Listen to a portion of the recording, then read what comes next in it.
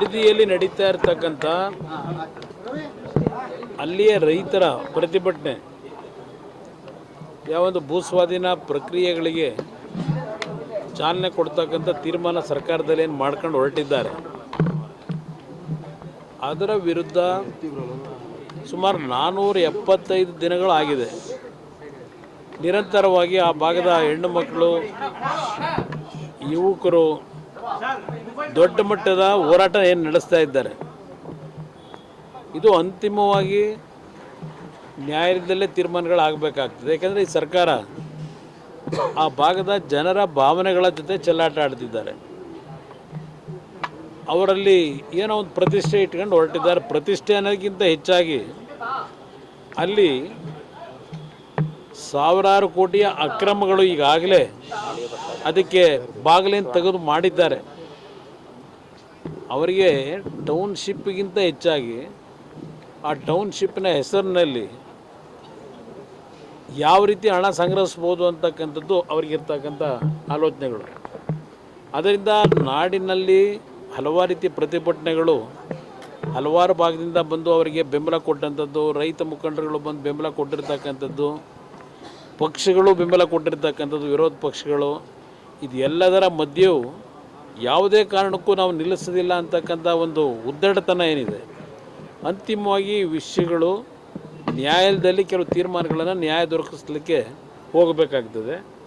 ಆ ನಿಟ್ಟಿನಲ್ಲಿ ಏನು ನಮ್ಮ ಮುಂದಿನ ಕ್ರಮ ತೆಗೆದುಕೋಬೇಕಾಗ್ತದೆ ಆ ರೈತರ ಪರವಾಗಿ, ಅದರ ಬಗ್ಗೆ ಚಿಂತನೆ ನಡೆಸಿದ್ದೇವೆ. ಅಷ್ಟೇ ಅಲ್ಲ, ಒಂದು ರಾಜ್ಯದ ಹಲವಾರು ಭಾಗದಲ್ಲಿ ಈ ಒಂದು ಭೂಸ್ವಾಧೀನ ಪ್ರಕ್ರಿಯೆಗಳ ವಿಷಯದಲ್ಲಿ ಕೆಲವು ಪ್ರತಿಭಟನೆಗಳು ನಡೀತಾ ಇರತಕ್ಕಂಥದ್ದು ಗಮನಿಸಿದ್ದೇನೆ.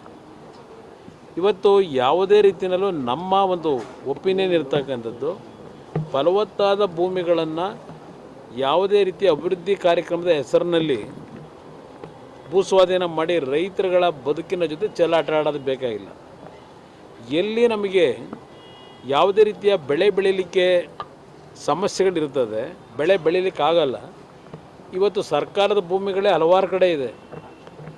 ಆ ಸರ್ಕಾರಿ ಭೂಮಿಗಳನ್ನು ಯಾರೋ ಮಧ್ಯವರ್ತಿಗಳು ಲಪಟಾಯಿಸ್ತಕ್ಕಂಥದ್ದನ್ನು ಬೆಂಬಲ ಕೊಡ್ತಕ್ಕಂಥದ್ದಕ್ಕಿಂತ ಬಿಟ್ಟು ಇವತ್ತು ಅಂಥ ಒಂದು ಭಾಗದಲ್ಲಿ ಮಾಡಲಿಕ್ಕೆ ಅನುಕೂಲ ಇದೆ. ಅದನ್ನು ಸರ್ಕಾರಗಳು ಮಾಡಬೇಕು ಅಂತಕ್ಕಂಥದ್ದು ನನ್ನ ಅಭಿಪ್ರಾಯ.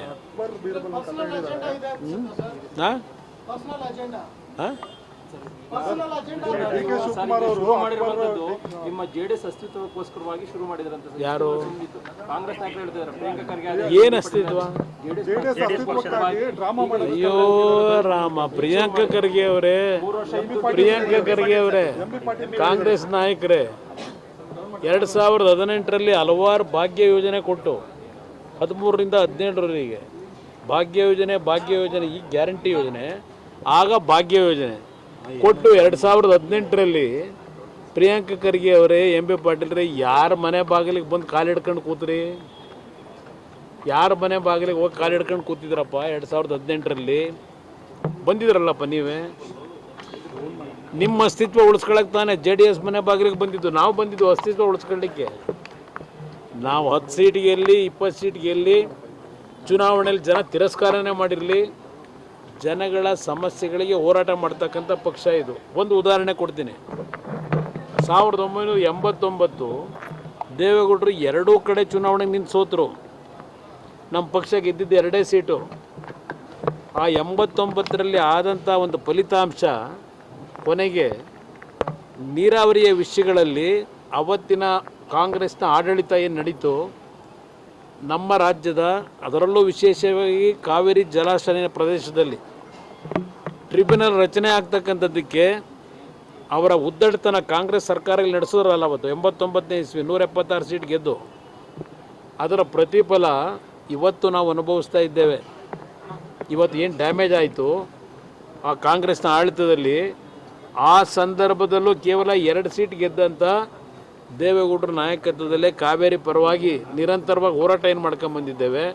2 ಸೀಟ್ ಗೆಲ್ಲಿ 120 ಸೀಟ್ ಗೆಲ್ಲಿ ನಮ್ಮ ಪಕ್ಷ ಜನಗಳ ಮಧ್ಯದಲ್ಲಿರ್ತಕ್ಕಂಥ ಪಕ್ಷ ಇದು. ಇವ್ರಿಗೆ ಬೇಕಾದಾಗ ಯಾರು ಬೇಕಾದರೂ ಕಾಲಿಡಿತೀರಿ. ಇದೆಲ್ಲ ಇಷ್ಟು ದಿವಸ DMK ಅವ್ರ ಜೊತೆ ಸೇರಿದ್ರಿ. ಈಗ TVK ಪಕ್ಷ ಅಧಿಕಾರಕ್ಕೆ ಬಂತು ಅಂತ ಹೇಳಿ DMK ಅವ್ರನ್ನ ನಡ್ಡಿನಲ್ಲಿ ಬಿಟ್ಟು ಅಲ್ಲೋ ಕಾಲಿಡ್ಕೊಂಡಿದ್ದೀರಿ.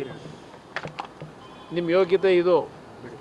ನನ್ನ ಪಕ್ಷದ ಬಗ್ಗೆ ಚರ್ಚೆ ಮಾಡಬೇಡಿ, ಅವಶ್ಯಕತೆ ಇಲ್ಲ, ಗೊತ್ತಿದೆ. ಯಾವುದು ಅವರು ನಾನು ಒಂದು ನಿಮಿಷ, 470 ದಿವಸದಿಂದ ಬಿಡದಿನಲ್ಲಿ ನಡೀತಿರ್ತಕ್ಕಂಥ ಏನು ಹೋರಾಟ ರೈತರದು, ನಾನು ಯಾವತ್ತೂ ಮೊದಲನೇ ಹೋರಾಟಕ್ಕೆ ಹೋಗಿದ್ದೀನಿ ಅಂತಕ್ಕಂಥದ್ದು ತೆಗೀರಿ. DK ಶಿವಕುಮಾರು ಮುಖ್ಯಮಂತ್ರಿ ಆಗಿರ್ತಕ್ಕಂಥದ್ದಕ್ಕೆ ಹೋರಾಟ ಅಲ್ಲ. DK ಶಿವಕುಮಾರು ಆ ಭಾಗದ ರೈತ ಕುಟುಂಬಗಳನ್ನು ಇವತ್ತು ಯಾವ ಪರಿಸ್ಥಿತಿ ತಂದೊಡ್ಲಿಕ್ಕೆ ಹೊರಟಿದ್ದಾರೆ ಬದುಕನ್ನು, ಅದರ ವಿರುದ್ಧ ನಮ್ಮ ಹೋರಾಟ ಇದೆ. DK ಶಿವಕುಮಾರ್ ವಿರುದ್ಧ ಅಲ್ಲ, ಇದು ಯಾರೋ ಒಬ್ಬ ವ್ಯಕ್ತಿ ವಿರುದ್ಧ ಅಲ್ಲ. ಇವತ್ತು ಉದಾಹರಣೆಗೆ ಇವತ್ತು ನೀವು ತೋರಿಸ್ತಾ ಇದ್ದೀರಿ 1119 ಕೋಟಿ ವೆಚ್ಚದಲ್ಲಿ ಮೇಕ್ರಿ ಸರ್ಕಲಿಂದ ಈಗ ಹೆಬ್ಬಾಳದವರಿಗೆ ಫ್ಲೈಓವರ್ನ ಏನು ಕನಸಂತೆ ಅಲ್ವೇ ಸುರಂಗ ಮಾರ್ಗ. ಅದು ನಾನು ಮುಖ್ಯಮಂತ್ರಿ ಇದ್ದಾಗ ಒಂದು ಕೊರಿಯಾ ಕಂಪನಿ 30 ಕೋಟಿ ದುಡ್ಡು ಅವರೇ ಹಾಕಿ ಟೆಕ್ನಾಲಜಿ ತಂದು ಅವತ್ತೇ ಕೆಲಸ ಮಾಡಲಿಕ್ಕೆ ಮೀನ್ ಸ್ಕ್ವೇರ್ನಿಂದ ಹೆಬ್ಬಾಳದ ಫ್ಲೈಓವರ್ಗೆ ಎಲ್ಲ ರೀತಿಯ ಸಿದ್ಧತೆಗಳನ್ನು ಮಾಡಿದ್ದೆ. ಟೆಂಡರ್ ಪ್ರೋಸೆಸ್ಸು ಮುಗಿದಿತ್ತು. ನನ್ನ ಸರ್ಕಾರದ ಹೋಯಿತು. ಈ 20 ವರ್ಷದಲ್ಲಿ ಇವತ್ತು 1100 ಕೋಟಿಗೆ ಅದು ಏರಿಕೆ ಏನಾಗಿದೆ ಆ ಫ್ಲೈಓವರ್, ಇದು ಅಂಡರ್ ಟನಲ್ ರೋಡು. ಅವತ್ತು ಕೇವಲ 30 ಕೋಟಿ ವೆಚ್ಚದಲ್ಲಿ ಮಾಡ್ತಾ ಇದ್ದಂಥದ್ದು. ಇದಕ್ಕೆ ಯಾರು ಜವಾಬ್ದಾರರು? ನಾಡಿನ ಬೆಂಗಳೂರು ನಗರದಲ್ಲಿ ವಾಸ ಮಾಡ್ತಕ್ಕಂಥ ಜನರ ತೆರಿಗೆ ದುಡ್ಡು ಇವತ್ತು ಯಾವ ರೀತಿ ಸರಿಯಾದ ಸಂದರ್ಭದಲ್ಲಿ ಸರಿಯಾದ ಕ್ರಮ ತೆಗೆದುಕೊಳ್ಳದೆ ಈ ಪರಿಸ್ಥಿತಿ ದೂಡಿದ್ದೀರಿ. ಇವತ್ತು ಆ ಟನಲ್ ರೋಡು ಅಲ್ಲಿ ಏನೇನಿದೆ ಹೇಳ್ತೀನಿ ಆಮೇಲೆ. ನಾನು ವ್ಯಕ್ತಿ ಬಗ್ಗೆ ಹೇಳಲ್ಲ, ಕೆಲಸ ಮಾಡೋದಕ್ಕೆ ನಮ್ಮ ಸಂಪೂರ್ಣ ಸಹಕಾರ ಇದೆ. ನಾಡಿನಲ್ಲಿ ಅಭಿವೃದ್ಧಿಯನ್ನು ಪ್ರಾಮಾಣಿಕವಾಗಿ ಗುಣಾತ್ಮಕವಾಗಿ ರೈತರ ನಾಡಿನ ಜನತೆಯ ತೆರಿಗೆ ಹಣ ಏನಿದೆ ಸರಿಯಾದ ರೀತಿ ಬಳಕೆ ಮಾಡ್ಕೊಳ್ಳೋದಕ್ಕೆ ಇವತ್ತು ಸರ್ಕಾರ ಹೊರಟ್ರೆ ಸಂಪೂರ್ಣವಾದ ಬೆಂಬಲ ಇವತ್ತು ಇದೆ.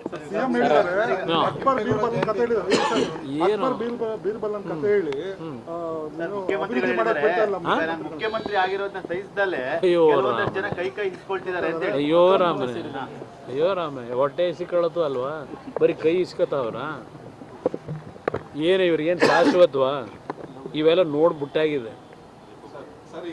ಇವನ್ನೆಲ್ಲ ನೋಡಿ ಅನುಭವಿಸಿ ಆ ಚೇರ್ನಲ್ಲಿ ಕೂತು ಕೆಲಸ ಮಾಡಿ ಏನೋ ದೇವ್ರು ಕೊಟ್ಟಂಥ ಅನುಗ್ರಹದಲ್ಲಿ ಮಾಡಿದ್ದೀವಿ ಹಿಂದೆನೂ. ಆದರೆ ಈ ಥರ ನಿಮ್ಮ ಉದ್ದಟತನದ ರೀತಿ ನಾವೇನು ಮಾಡಿಲ್ಲ. ನನಗೆ ಅಕ್ಬರು ಬೀರ್ಬಲ್ದು ಕತೆ ಬೇಕಿಲ್ಲ. ಇವತ್ತು ರಾಜ್ಯದ ಜನತೆ ಕತೆ ಏನು ಅಂತ ಹೇಳಿ, ರಾಜ್ಯದ ಜನತೆ ಕತೆ ಹೇಳಿದ್ರೆ ಒಪ್ಕೋತೀನಪ್ಪ. ಇವತ್ತು ಬೆಳಗ್ಗೆ ಪತ್ರಿಕೆ ತೆಗೆದ್ರೆ 3 ಜನ ಆತ್ಮಹತ್ಯೆ ಮಾಡ್ಕೊಂಡವ್ರು ರೈತರು ಸಾಗರದಲ್ಲಿ, ಮತ್ತು ಇನ್ಯಾವುದೋ 2 ಪ್ರದೇಶದಲ್ಲಿ 3 ಜನ ರೈತರು ಆತ್ಮಹತ್ಯೆ ಮಾಡ್ಕೊಂಡವ್ರೆ. ಈ ದುರಂತ ಕತೆ ಹೇಳ್ರಪ್ಪ. ನಿಮ್ಮ ಅಕ್ಬರ್ದು ಅವನ್ಯಾರು ಬೀರ್ಬಲ್ ಕಟ್ಕೊಂಡು ನನಗಾಗಬೇಕಾಗಿರೋದೇನೋ. ಇವತ್ತು ಬದುಕ್ತಾ ಇರೋ ಈ ಜನದ ಕತೆ ಹೇಳಿದ್ರೆ ಕೇಳ್ಬೋದಪ್ಪ. ಆದರೆ ಒಂದು ನಿಮಗೆ ಅಯ್ಯೋ ರಾಮನೇ, ಈಗ ಬೆಳಿಲಿಕ್ಕೆ ಜನ ಈಗ ತೀರ್ಮಾನ ಕೊಟ್ಟು ಪೇಪರು ಪೆನ್ನು ಕೊಟ್ಟಿಲ್ವಾ? ನಾನು ಯಾಕೆ ಅಸೂಯೆ ಪಡಲಿ? ಒಳ್ಳೆ ಕೆಲಸ ಮಾಡಿದ್ರೆ ಅಭಿನಂದಿಸ್ತೀವಿ. ನೀವೇನೇನು ಮಾಡ್ಕೊಂಬಂದಿದ್ದೀರಿ? ಹೋಗಲಿ, ಹಳೇದು ಬಿಟ್ಬಿಡಿ. ಈಗ ಮುಖ್ಯಮಂತ್ರಿ ಆಗಿದ್ದೀರಲ್ಲಪ್ಪ, ಹಳೆ ನಿಮ್ಮ ಚಾಲಿ ಎಲ್ಲ ಬಿಟ್ಟು ಪ್ರಾಮಾಣಿಕವಾಗಿ ಜನಗಳ ಕೆಲಸ ಮಾಡಿ. ನಾವು ಬೆಂಬಲ ಕೊಡ್ತೀವಿ. 28ಕ್ಕೆ ಬಹುಶಃ ನೀವೇ ಬಂದುಬಿಟ್ರಪ್ಪ. ಅದೇನೋ ಹೇಳ್ತಿರಲ್ಲ 28ಕ್ಕೂ ನೀವೇ ಬನ್ನಿ, ನನಗೇನು ಅಸೂಯೆ ಇಲ್ಲ. ಆದರೆ ಈ ಒಂದು ವ್ಯವಸ್ಥೆ ಒಳಗೆ ನಿಮ್ಮ ಪ್ರತಿಯೊಂದು ಅಭಿವೃದ್ಧಿ ಹೆಸರಿನಲ್ಲಿ ಏನೇನು ನೀವು ಕಾನೂನು ಬಾಹಿರವಾಗಿ ಮಾಡ್ತೀರಿ ಅದನ್ನು ಮೌನಕ್ಕೆ ಶರಣಾಗಿ ನನ್ನ ಜಾತಿ ಹೆಸರಿನಲ್ಲಿ ಬೆಂಬಲ ಕೊಡಬೇಕಾ? ನಮ್ಮ ಪಕ್ಷ ದೇವೇಗೌಡರು 60-70 ವರ್ಷದ ರಾಜಕೀಯದ ಸಕ್ರಿಯವಾಗಿ ಪಾತ್ರವನ್ನು ವಹಿಸಿದ್ದಾರೆ. ಎಂದೂ ಸಹ ನಾಡಿನ ಜನತೆಯ ಆಸ್ತಿಯನ್ನು, ರಾಜ್ಯದ ಆಸ್ತಿಯನ್ನು ಲಪಟಾಯಿಸ್ತಕ್ಕಂಥ ಸಂದರ್ಭದಲ್ಲಿ ಧ್ವನಿ ಎತ್ತು ಬಂದಿರತಕ್ಕಂಥ ಪಕ್ಷ ಇದು. ವ್ಯಕ್ತಿ ಯಾರೋ ಬಂದರು, ನಮ್ಮವ್ರು ಬಂದಿದ್ದಾರೆ, ಏನಾಗ್ಬಿಡ್ತದೆ? ಆಯ್ತಪ್ಪ, ಒಕ್ಕಲಿಗರು ಪರವಾಗಿ ಇವ್ರು ಮುಖ್ಯಮಂತ್ರಿ ಆಗವ್ರೆ, ಏನೆಲ್ಲ ಒಕ್ಕಲಿಗರು ಸಮಾಜ ಎಲ್ಲ ಉದ್ಧಾರ ಮಾಡಿ ಎಲ್ಲರನ್ನೂ ಇದರಲ್ಲಿ ಇಡ್ತೀರ ಆನಂದ ಇದರಲ್ಲಿ. ಈಗ ಸಿದ್ದರಾಮಯ್ಯವ್ರು ಮುಖ್ಯಮಂತ್ರಿ ಆಗಿದ್ರಪ್ಪ 8 ವರ್ಷ, ಹಾಗಿದ್ರೆ ಎಲ್ಲ ಕುರುಬ ಸಮಾಜದವರೆಲ್ಲ ನೆಮ್ಮದಿಯಿಂದ ಅತ್ಯಂತ ಅದ್ಭುತವಾದ ಜೀವನ ಮಾಡ್ತಾ ಇದ್ದಾರಾ? ಹಿಂದುಳಿದವರೆಲ್ಲ ಅದ್ಭುತವಾದ ಜೀವನ ನಡೆಸ್ತಾವ್ರ? ಯಾಕೆ ಆತ್ಮಹತ್ಯೆ ಪ್ರಕರಣಗಳು ನಡೀತಾ ಇದೆ? ನಾನು ಅದನ್ನು ಹೇಳ್ತೀವಿ. ಇವತ್ತು ಬರಗಾಲ, ಇಲ್ಲಿ ದೊಡ್ಡದಾಗಿ ಬೋರ್ಡ್ಗಳು ಹಾಕ್ಸ್ಕೊಂಡು ಇಲ್ಲಿ ಮೆರೀತಾ ಇದ್ದೀರಿ ಬೆಂಗಳೂರೊಳಗೀಗ. ಇಲ್ಲಿ ಬೆಂಗಳೂರನ್ನ ಯಾಕೆ ಉಪಯೋಗ ಮಾಡ್ತಾ ಇದ್ದೀರಿ? ಇವತ್ತು ಬೆಂಗಳೂರು ಇಂಥ ಪರಿಸ್ಥಿತಿಗೆ ಬರಲಿಕ್ಕೆ ಯಾರು ಕಾರಣ? ಇವತ್ತು ನಿಮ್ಮ ಆಡಳಿತಗಳು, ಅದ್ರ ಬಗ್ಗೆ ಟೀಕೆ ಮಾಡಬಾರ್ದಾ? ನಾವು ಸಿದ್ದರಾಮಯ್ಯನವರಿದ್ದಾಗಲೂ ಟೀಕೆ ಮಾಡಿದ್ದೀವಿ, ಇನ್ನೊಬ್ಬರಿದ್ದಾಗಲೂ ಟೀಕೆ ಮಾಡಿದ್ದೇವೆ. ನಾನು ಬೇರೆಯವ್ರ ಥರ ನಮ್ಮ ಪಕ್ಷ ಎಂದೂ ರಾಜಿಗೆ ಒಳಗಾಗಿಲ್ಲ. ರಾಜ್ಯದ ಸಮಸ್ಯೆಗಳು ಬಂದಾಗ, ನಾಡಿನ ಖಜಾನೆ ಲೂಟಿ ಆಗ್ತಕ್ಕಂಥ ಕೆಲಸ ಆದಾಗ ನಾವು ಯಾವುದೋ ಒಂದು ಜಾತಿಯ ವ್ಯಾಮೋಹದಲ್ಲಿ ರಾಜಕೀಯ ಮಾಡಿಲ್ಲ. ಜನತೆಯ ರಕ್ಷಣೆಗೋಸ್ಕರವಾಗಿ ವಿರೋಧ ಪಕ್ಷದಲ್ಲಿ ಕೆಲಸ ಮಾಡ್ತಾ ಇದ್ದೇವೆ. ಇದ್ರ ಜೊತೆಗೆ ಇನ್ನೊಂದು ನಾನು 2 ದಿವಸದಿಂದ ಗಮನಿಸಿದ್ದೇನೆ. ನಿನ್ನೆ ಚಿಕ್ಕಬಳ್ಳಾಪುರದಲ್ಲಿ ನಡೆದಿರತಕ್ಕಂಥ ಘಟನೆ ಏನಿದೆ, ನಾನು ರಾಜ್ಯದ ನನ್ನ ಕಾರ್ಯಕರ್ತರಿಗೆ ಹೇಳಲಿಕ್ಕೆ ಬಯಸ್ತೇನೆ, ಪ್ರಚೋದನಾಕಾರಿ ಹೇಳಿಕೆಗಳಿಗೆ ಉದ್ರೇಕಕ್ಕೆ ಒಳಗಾಗಬೇಡಿ. ಇದು ಒಂದು ಗುಂಪೇ ಇದೆ, ಉದ್ರೇಕಕ್ಕೆ ಒಳಪಡಿಸಿ ಅವರ ರಾಜಕೀಯ ಬೇಳೆ ಬೇಯಿಸ್ಕೋಬೇಕು ಅಂತ ಹೇಳಿ. ನನ್ನ ಬಗ್ಗೆ ಟೀಕೆ ಇವತ್ತು ಹೊಸ್ದಾಗಿ ಬಂದಿಲ್ಲ. ನಮ್ಮ ಕುಟುಂಬದ ಬಗ್ಗೆ, ದೇವೇಗೌಡರ ಬಗ್ಗೆ ಇದೇನು ಹೊಸ್ದಾಗಿ ಟೀಕೆ ಮಾಡ್ತಕ್ಕಂಥದ್ದಲ್ಲ. ಇದು ನಡೀತಾ ಇದೆ, 50-60 ವರ್ಷಗಳಿಂದ ನಡೀತಾ ಇದೆ. ಅದರಿಂದ ನನ್ನ ಕಾರ್ಯಕರ್ತರಿಗೆ ನಮ್ಮ ನಾಡಿನ ಸಂಸ್ಕೃತಿ, ಒಂದೊಂದು ಬಾರಿ ಈ ಥರ ಪ್ರಚೋದನಕಾರಿ ಘಟನೆಗಳಿಂದ ನೀವೇನು ಉದ್ರೇಕಕ್ಕೆ ಒಳಗಾಗ್ತೀರಿ, ಅದು ನಮ್ಮ ಸಂಸ್ಕೃತಿ ಅಲ್ಲ. ಚಪ್ಪಲಿ ತೂರ್ತಕ್ಕಂಥದ್ದು, ಯಾವುದೇ ರೀತಿಯಲ್ಲಿ ಧಿಕ್ಕಾರಕ್ಕೆ ಹೋಗೋದು ಬೇಕಿಲ್ಲ. ಜನ ತೀರ್ಮಾನ ಮಾಡ್ತಾರೆ. ದಯವಿಟ್ಟು ಯಾವುದೇ ಕಾರಣಕ್ಕೂ ಇಂಥ ಪ್ರಚೋದನಕಾರಿ ವಿಷಯಗಳು ಬಂದಾಗ ನೀವು ಉದ್ರೇಕದಲ್ಲಿ ಯಾವುದೇ ರೀತಿಯಲ್ಲಿ ಸಮಾಜದಲ್ಲಿ ಒಂದು ಅಶಾಂತಿಯ ವಾತಾವರಣಕ್ಕೆ ಅವಕಾಶ ಕೊಡಬೇಡಿ. ಅದು ಏನೋ ನಿನ್ನೆ ನಡೆದಂಥ ಘಟನೆ ಏನಿದೆ, ನನ್ನ ಕಾರ್ಯಕರ್ತರಿಗೆ ಮತ್ತೊಮ್ಮೆ ಮನವಿ ಮಾಡೋದು ನಮ್ಮ ಮಾಧ್ಯಮದ ಮುಖಾಂತರ, ಇಂಥ ಒಂದು ಸಂದರ್ಭಗಳಲ್ಲಿ ನೀವು ಸ್ವಲ್ಪ ಮಾನಸಿಕವಾಗಿ ಒಂದು ಒಳ್ಳೆಯ ರೀತಿಯಲ್ಲಿ, ಶಾಂತ ರೀತಿಯಲ್ಲಿ, ಸಮಚಿತ್ತ ಭಾವದಿಂದ ಇವತ್ತು ತಾವು ಇಂಥ ವಿಷಯಗಳ ಸಂದರ್ಭದಲ್ಲಿ ನಿಮ್ಮ ನಡವಳಿಕೆ ಇರಬೇಕು ಅಂತಕ್ಕಂಥದ್ದನ್ನು ನನ್ನ ಎಲ್ಲ ಕಾರ್ಯಕರ್ತರಿಗೆ ಮನವಿ ಮಾಡ್ತೀನಿ.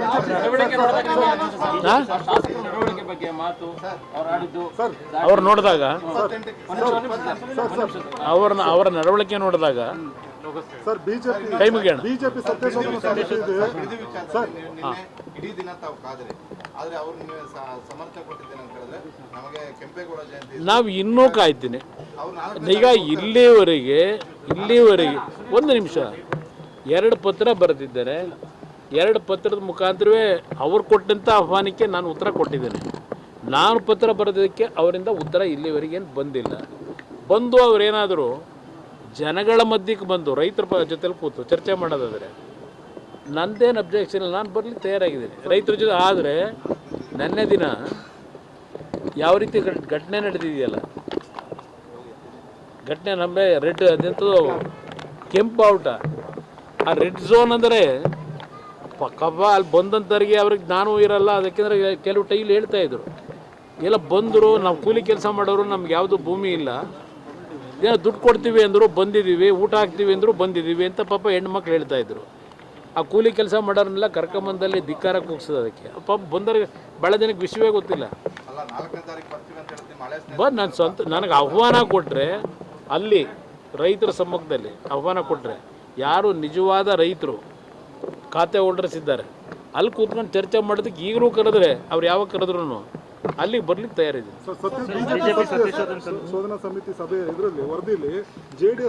ನೋಡಿ, ನಾನೀಗ ಆಗಲೇ ಹೇಳಿದ್ದೀನಿ, ಅಡ್ಡ ಮತದಾನದ ಬಗ್ಗೆ ಯಾವುದೇ ರೀತಿಯ ಅದಕ್ಕೆ ದೊಡ್ಡ ಮಹತ್ವ ಕೊಡೋದು ಬೇಕಾಗಿಲ್ಲ.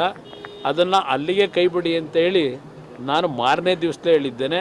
ಅದಕ್ಕೆ ಯಾವುದೇ ರೀತಿಯ ಪ್ರತಿಕ್ರಿಯೆ ಅವಶ್ಯಕತೆ ಇಲ್ಲ.